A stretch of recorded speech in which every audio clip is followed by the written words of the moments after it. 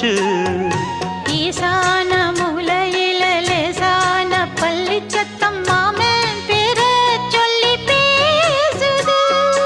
ஆறாத சோகந்தன்ன தீராம சேர்த்து வச்சு ஊரும் சேர்ந்து என்ன ஏசுது.